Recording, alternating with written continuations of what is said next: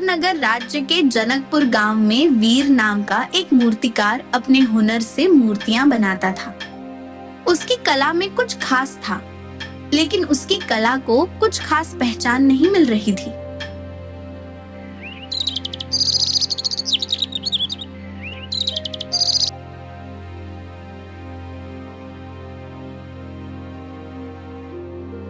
वीर बाजार में अपनी मूर्तियां बेचता हुआ। सुंदर सुंदर मूर्तियां ले लो, सुंदर सुंदर मूर्तियां ले लो, इन्हें देखकर आपका मन प्रसन्न हो जाएगा। सुंदर सुंदर मूर्तियां ले लो। तभी एक ग्राहक आता है। अरे बंद कर ये बकवास। कभी तूने अपने हाथ से बनाई मूर्तियां देखी हैं? अबे मन प्रसन्न नहीं होता, तेरी मूर्तियां देखकर गुस्सा आता है, गुस्सा। अरे भैया, अगर मूर्तियां नहीं खरीदनी है तो मत खरीदो, कम से कम मेरी कला का अपमान तो मत करो।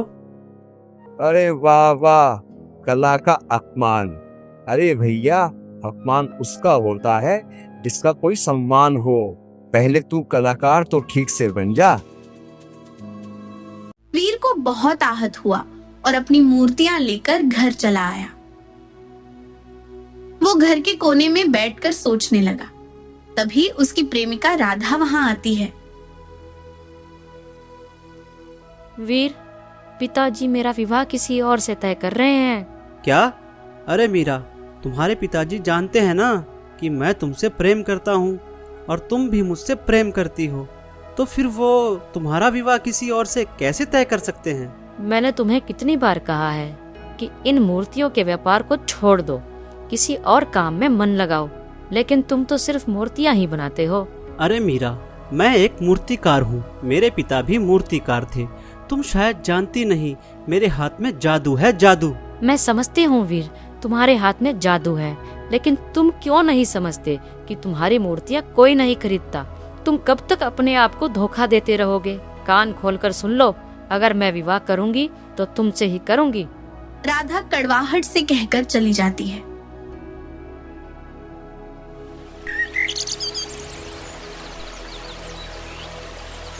अगली सुबह वीर ने तय किया कि वो राधा के पिताजी मुखिया के पास जाएगा। वो गहरी सोच में था, पर उसके मन में एक उम्मीद थी।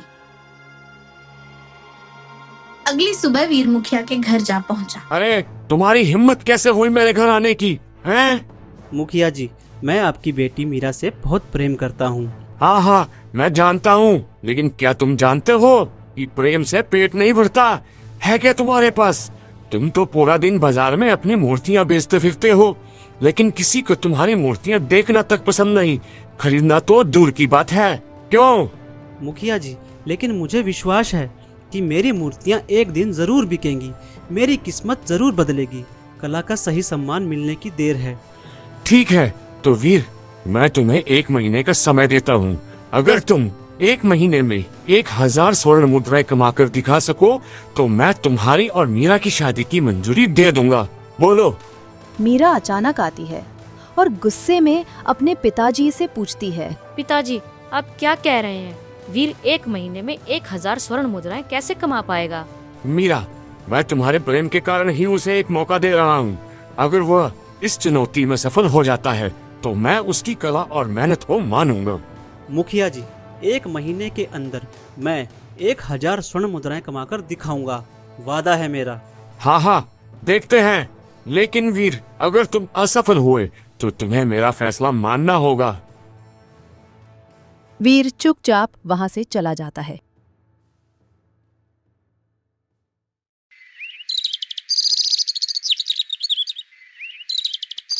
अगले दिन वीर मूर्तियां बेचने के लिए बाजार चला गया। वो सुबह से लेकर शाम तक बैठा रहा, लेकिन एक भी मूर्ति नहीं बिकी। आज तो एक भी मूर्ति नहीं बिकी। समझ नहीं आ रहा है कि करूं तो क्या करूं। मैंने मुखिया जी को वचन भी दे दिया है कि 1 माह के अंदर 1000 स्वर्ण मुद्राएं मूर्तियां बेचकर कमा कर दिखाऊंगा। अगर इसी तरह से चलता रहा तो 1000 स्वर्ण मुद्राएं तो बहुत दूर की बात है, 1 मुद्रा भी नहीं कमा पाऊंगा। वीर मूर्तियां समेट कर जाने ही वाला था कि तभी एक व्यक्ति वहां आ पहुंचा। भैया, जरा एक मूर्ति देना, और हाँ, मूर्ति ऐसी देना जो बच्चों को पसंद आए। वो क्या है ना कि कल मेरी भतीजी का जन्मदिन है, तो मैं सोच रहा हूं कि उसे मूर्ति भेंट दे देता हूं। वीर यह सुनकर खुश हो गया और एक सुंदर मूर्ति उस व्यक्ति को दे दी। उस व्यक्ति ने कुछ टके वीर को खुद पकड़ा दिए और वहां से चला गया। हाँ, चलो, भागते चोर की लंगोट सही, कुछ तो बिक्री हुई। इतना कहकर वीर घर जाने ही वाला था कि तभी एक दूसरा पुरुष वहां आ गया। उसके हाथ में एक पिंजरा था जिसमें एक तोता बंद था। ए भैया, क्या ये तोता हमसे खरीदोगे? उस पुरुष की बात सुनकर वीर मुस्कुराने लगा। तुम तो इस गांव के नहीं लगते। अरे हाँ भाई, आपने बिल्कुल सही पहचाना। मैं दूसरे गांव का व्यक्ति हूँ। हाँ, क्योंकि अगर तुम इस गांव के व्यक्ति होते तो मुझसे तो ये खरीदने की हरगिज नहीं कहते, क्योंकि इस गांव के सभी लोग मेरी स्थिति से अच्छी तरह वाकिफ हैं। वो व्यक्ति बहुत ही उदास हो रहा था। अरे भैया, अपने गांव में भी मैंने इस तोते को बेचने का प्रयास किया, लेकिन यह तोता किसी ने लिया ही नहीं। थक हार कर मैं इस गांव तक आ पहुंचा। अब सुबह से लेकर शाम तक हर घर का दरवाजा खटखटा चुका हूं, लेकिन कोई भी मेरे इस सुंदर तोते को नहीं खरीदता। क्या करे?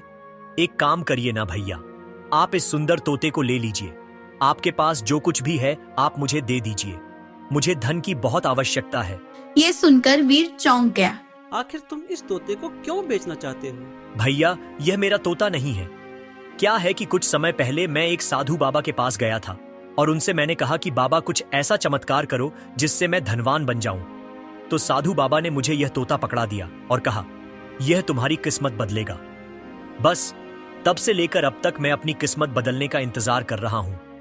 और भैया, इंतजार करते करते थक गया। अब तो मुझे नहीं लगता कि मेरी किस्मत अब बदलेगी। वीर तोते की ओर देखने लगा। तोता बड़े ही गौर से देख रहा था। उसकी आंखों में एक विशिष्ट उदासी थी। वीर वही टके उस व्यक्ति को देकर बोला, भैया देखो, आज सुबह से मेरी यह बोनी हुई थी। अब अगर इनसे तुम्हारा काम चल जाए तो यह ले लो, और हाँ, अगर तुम चाहो तो तोते को भी अपने साथ ले जा सकते हो। वो व्यक्ति तुरंत टक्के लेकर वीर से बोला, अरे नहीं भैया, तोते को तुम ही रख लो, क्या करूंगा मैं। इतना कहकर वो व्यक्ति चला गया और वीर उस पिंजरे में बंद तोते को लेकर अपने घर पर आ गया। मगर वीर उस दिन जब घर लौटा तो उसकी जेब में एक भी सिक्का नहीं बचा था। हाथ में वो तोता था जिसे वही व्यक्ति जबरदस्ती देकर चला गया था। मेरे पास तो अब इतना भी नहीं बचा कि मैं आज रात को कुछ खा सकूं, और ऊपर से वह व्यक्ति मुझे जबरदस्ती तुम्हें दे गया। अब बताओ भला मैं तुम्हें क्या खिलाऊं? कोई बात नहीं, आज से तुम ही मेरे नए मालिक हो। वैसे भी मुझे इस समय भूख नहीं है। तोते के मुख से इतनी शुद्ध भाषा सुनकर वीर चौंक गया। अरे बाप रे बाप, ए तोते, तू तो बिल्कुल इंसानों की तरह बात करता है। मैं तो चौंक ही गया कि मेरे सामने तोता बोल रहा है या कोई इंसान। हाँ, मैंने तुमसे इसलिए बात की क्योंकि तुम मुझे अच्छे लगे। जिसने मुझे बेच दिया उससे मैंने कभी बात नहीं की। वो बहुत ही जल्दबाज और निराश इंसान था। मेहनत ही नहीं करता था, बस रातों रात अमीर बनने के ख्वाब देखा करता था। तोते की बात सुनकर वीर उदास हो गया। वैसे तोते, मैं रातों रात धनवान बनने के सपने तो नहीं देखता, लेकिन हालात अब मुझे सपने देखने पर मजबूर कर रही है। इतना कहकर ना जाने क्यों वीर ने अपने जीवन की सारी घटनाएं उस तोते को बता दी।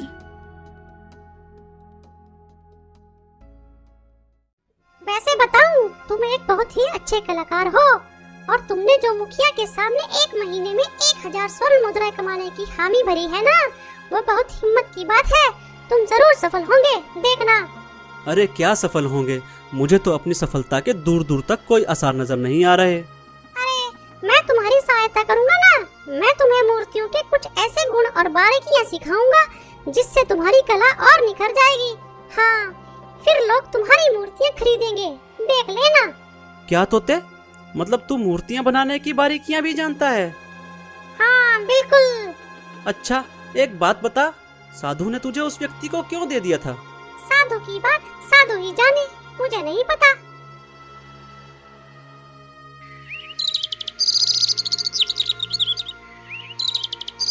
अगले दिन सुबह होते ही तोता वीर को मूर्तियों की कुछ बारीकियों के बारे में बताने लगा।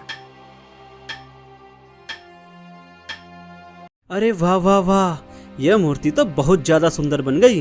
हाँ, मैंने तुमसे कहा था ना, मैं तुम्हें कुछ सिखाऊंगा। चलो अब बाजार चलते हैं। वीर और तोता मिलकर वो मूर्ति लेकर बाजार गए। कुछ देर में एक ग्राहक आया जिसने अच्छे दामों में वो मूर्ति खरीद ली। खुश होकर वीर घर लौटा और एक अच्छा भोजन बनाया। कुछ भोजन तोते के सामने रखते हुए बोला, अरे ये लो तोते, ये लो, थोड़ा तुम खाओ, थोड़ा मैं खाता हूँ। आज की कमाई तुम्हारी वजह से हुई है। मैंने तो बस तुम्हें थोड़ी सी बारीकियां बताई हैं। आगे आगे देखो होता है क्या। हाँ हाँ, अब तो मुझे भी विश्वास होने लगा है कि मेरी किस्मत जरूर बदलेगी। उस दिन के बाद तोता रोज वीर को मूर्तियां बनाने की नई नई बारीकियां सिखाने लगा। वीर की कला निखरती गई और कुछ ही दिनों में उसकी आमदनी अच्छी हो गई।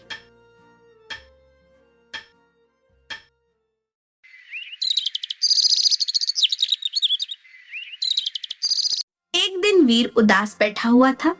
उसकी आंखों में चिंता की परछाइयां थी। क्या हुआ वीर, अब तुम उदास क्यों हो? अब तो तुम्हारी आमदनी भी ठीक हो गई है। क्या बताऊं दोस्त, आमदनी तो हो रही है, लेकिन मुखिया जी ने मुझे केवल 1 माह का समय दिया था। अब उसमें कुछ ही दिन बचे हैं और मैं अभी तक मुश्किल से 20 स्वर्ण मुद्राएं ही जमा कर पाया हूँ। बाकी की 980 मुद्राएं अभी भी जमा करना बाकी हैं। तोते ने यह सुना तो उसकी आंखों में आत्मविश्वास चमक उठा। ओहो, तुम चिंता मत करो, मैं तुम्हें एक उपाय बताता हूँ। अगर तुम वह उपाय अपनाओगे तो ना सिर्फ 1000 बल्कि 1,00,000 स्वर्ण मुद्राएं कमा सकते हो। हाँ। क्या 1 लाख? ऐसा कैसे संभव है तोते? सब संभव है, बस तुम मेरी बात मानो। हाँ हाँ, मैं तो बिल्कुल तैयार हूँ, लेकिन हाँ, मुखिया जी ने एक और शर्त रखी थी कि वह 1000 स्वर्ण मुद्राएं मुझे सिर्फ और सिर्फ मूर्तियाँ बेचकर ही कमानी है। अब देखो, अगर तुम्हारा कोई और तरीका है तो माफ करना, मैं वो नहीं मानूंगा। ओहो, मेरा उपाय भी मूर्तियों से ही जुड़ा है। मैं जिस विशेष मूर्ति की बात कर रहा हूँ ना, अगर तुम उसे वैसा ही हूबहू बनाओ और जहाँ मैं कहूँ वहाँ ले चलो तो मुझे विश्वास है कि मूर्ति बहुत ही अधिक मूल्य में बिकेगी। वीर ने हामी भर दी। फिर तोता बताने लगा कि किस प्रकार की मूर्ति बनानी है। रात भर मेहनत कर वीर ने एक सुंदर राजकुमार की मूर्ति तैयार कर दी। हाँ, यह मूर्ति तो वाकई किसी राजकुमार जैसी लगती है। तोते, तुमने कभी इस राजकुमार को देखा है क्या? ओहो, वो सब तुम छोड़ो। अब तुम इस मूर्ति को लेकर रामगढ़ के राजा विक्रम के दरबार में जाओ। मैं भी तुम्हारे साथ चलता हूँ, चलो। वीर तैयार हुआ और मूर्ति को लेकर तोते के साथ बल्लभगढ़ की ओर निकल पड़ा।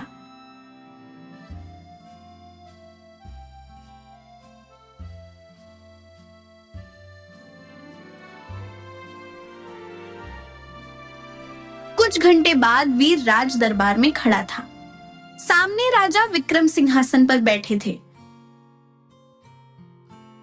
कौन हो तुम? महाराज, मेरा प्रणाम स्वीकार करें। मैं एक मूर्तिकार हूँ। मैंने आपके लिए एक विशेष मूर्ति बनाई है। यदि आप उस मूर्ति को देखेंगे तो मुझे विश्वास है कि आप प्रसन्न होकर मुझे 1000 स्वर्ण मुद्राओं का इनाम देंगे। ओह, ऐसा क्या है उस मूर्ति में? चलो दिखाओ। वीर ने धीरे से मूर्ति को सामने खड़ा कर दिया। राजा विक्रम की आंखें मूर्ति को देखकर भर आई, लेकिन अगले ही क्षण उनका चेहरा क्रोध से भर उठा। तुमने इस मूर्ति को किसके कहने पर बनाया? तुम क्या इसे पहचानते हो? माफ करिए महाराज, लेकिन मैं इन्हें नहीं जानता, ना ही मैंने इन्हें कभी देखा है। क्या तुम कभी इससे मिले हो? साफ साफ बताना, झूठ मत बोलना। नहीं नहीं महाराज, मैं इनसे कभी नहीं मिला। अरे तो फिर तुमने इसकी हूबहू मूर्ति कैसे बना ली? तोता जो अब तक चुप बैठा था फुसफुसाया। मेरा नाम मत लेना, बस यही कहना कि राजकुमार तुम्हारे सपनों में आया था और उसने कहा था राजा विक्रम मूर्ख है, मेरी मूर्ति बनाओ और उसे दिखाओ जिससे कि उसकी मूर्खता दूर हो जाए। बोलो। अबे ये तू क्या बकवास कर रहा है, मरवाएगा क्या? अरे अगर स्वर्ण मुद्रा चाहिए तो वही कहो जो मैं कह रहा हूँ, कहो चुपचाप। अरे तुम ये अपने तोते से मुंह लगाकर क्या बातें कर रहे हो?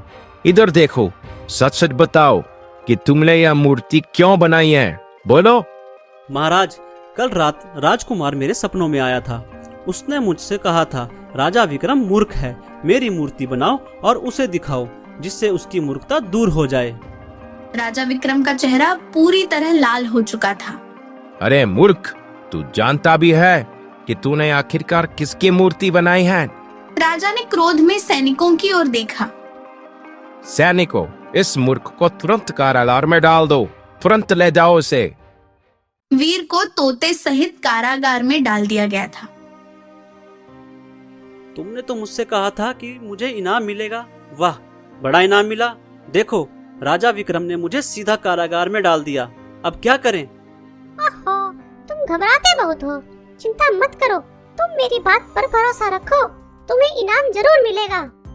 हे भगवान, मैं ही मूर्ख हूँ जो तुम्हारी बातों में आ गया। वीर ने सारी रात तोते से बात नहीं की।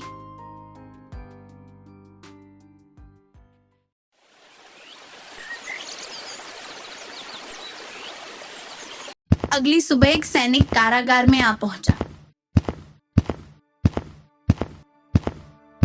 चलो बाहर चलो, राजा विक्रम ने तुम्हें दरबार में बुलाया है।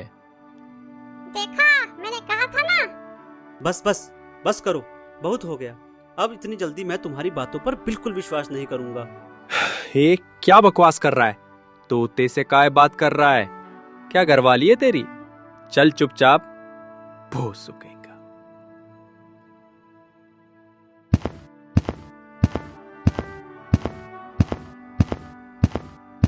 वीर चुपचाप दरबार में पहुंच गया। कल तुमने जो मूर्ति हमें दिखाई थी, तुम्हें पता है कि वह मूर्ति मेरे छोटे भाई की थी। उसने स्वप्न में तुमसे कहा था कि मैं मूर्ख हूँ और जब उसकी मूर्ति बनाकर मेरे सामने रखोगे तभी मुझे थोड़ी अकल आएगी। बोलो। महाराज, आपको कोई गलत फहमी हुई है। मैंने मूर्ति किसी राजकुमार की बनाई थी, आपके छोटे भाई की नहीं। ऐ मूर्ख कहीं के, वह मूर्ति मेरे छोटे भाई अशोक की थी। महाराज, मुझे सच में नहीं मालूम था कि वह आपके भाई हैं। तो फिर तूने ये क्यों कहा कि मेरे भाई ने स्वप्न में तुमसे कहा कि मैं मूर्ख हूँ? यह शब्द वही हैं जो मेरा भाई हमेशा मुझसे मजाक में कहा करता था। अब सीधी तरह बता दे, तूने मेरे भाई को आखिर कहाँ देखा था? और अगर नहीं बताया तो अभी के अभी फांसी पर लटका दूंगा। चल बोल। महाराज, कृपया करके मेरी बात सुने। मैं सच कहता हूँ, मेरी बात पर विश्वास कीजिए। ना तो मैं आपके भाई को जानता हूँ और ना ही आपको, और उस बीच की बातों को भी मैं नहीं जानता। दरअसल बात यह है कि कुछ दिन पहले मैंने इस तोते को खरीदा था। इसी ने मुझसे कहा था कि इसकी बनाई गई आकृति को मैं अगर बनाऊं और मूर्ति को आपको दिखाऊं तो मुझे प्रसन्न होकर आप 1000 स्वर्ण मुद्राओं का इनाम देंगे। क्या तुम इस तोते की बात कर रहे हो? जी महाराज, यह तोता इंसानों की तरह बात करता है। कल यह मुझसे कह रहा था कि इसका नाम मत लेना, इसीलिए मैंने इसका नाम नहीं लिया। राजा विक्रम ने तोते की तरफ देखकर बोला। क्यों तोते, यह सच बोल रहा है? हाँ, ये सच कह रहा है। क्या तूने मेरे भाई को देखा है? हाँ देखा है, लेकिन मैं बताऊंगा नहीं, फिर चाहे तुम वीर को मार ही क्यों ना दो। बस बहुत हो गया मूर्ख तोते, मैं तुझे एक अंतिम मौका देता हूँ। बता, तूने मेरे भाई को कहाँ देखा है? बोल मूर्ख। मैं नहीं हूँ मूर्ख, मूर्ख तो तू है। तू तुझसे बड़ा मूर्ख इस संसार में नहीं है, मूर्ख कहीं का। यह सुनते ही राजा विक्रम ने तलवार निकाल ली और तोते पर वार कर दिया। उसी क्षण रंग बिरंगे प्रकाश में तोता गायब हो गया और एक सुंदर राजकुमार प्रकट हो गया। अशोक, यह सब क्या था? बड़े भाई, श्राप से मुक्त होने का यही एकमात्र उपाय था। दरअसल बात कुछ समय पहले की है। जब मैं जंगल में शिकार खेलने के लिए गया था तो गलती से मैंने एक तोते के जोड़े पर तीर चला दिया। एक तोता मर गया। अब उस समय वहां पर एक साधु बैठा था। उसने गुस्से में मुझे श्राप दिया कि मैं भी तोता बन जाऊं। जब मैंने क्षमा मांगी तो उसने कहा कि मेरा श्राप तभी टूटेगा जब मेरा सगा भाई तोते के रूप में मुझे मार डालेगा। बस कुछ समय बाद साधु ने मुझे एक व्यक्ति को दे दिया और वह व्यक्ति मुझे वीर को बेच गया। जब मुझे पता चला कि वीर मूर्तिकार है तो मैंने योजना बनाई। मैंने अपनी स्वयं की मूर्ति बनवाई और वीर को वही शब्द कहे जिन शब्दों से मैं अक्सर आपको छेड़ा करता था, ताकि आपको मेरी याद आ जाए। मुझे पता था कि आप जल्दबाजी में वीर को कारागार में बंद कर देंगे और मैं यह भी जानता था कि वीर डर जाएगा, कोई भी डर जाएगा और वह यही कहेगा कि मैंने आपको ऐसा कहने के लिए बोला था।